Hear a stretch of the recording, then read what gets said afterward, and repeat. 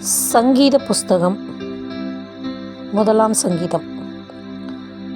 துன்மார்க்கருடைய ஆலோசனையில் நடவாமலும் பாவிகளுடைய வழியில் நில்லாமலும் பரியாசக்காரர் உட்காரும் இடத்தில் உட்காராமலும் கர்த்தருடைய வேதத்தில் பிரியமாயிருந்து இரவும் பகலும் அவருடைய வேதத்தில் தியானமாயிருக்கிற மனுஷன் பாக்கியவான்.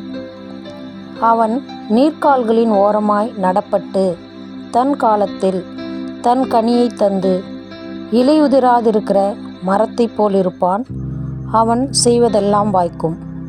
துன்மார்க்கரோ அப்படி இராமல் காற்று பறக்கடிக்கும் பதரைப் போல் இருக்கிறார்கள். ஆகையால் துன்மார்க்கர் நியாயத்தீர்ப்பிலும் பாவிகள் நீதிமான்களின் சபையிலும் நிலை நிற்பதில்லை. கர்த்தர் நீதிமான்களின் வழியை அறிந்திருக்கிறார், துன்மார்க்கரின் வழியோ அழியும்.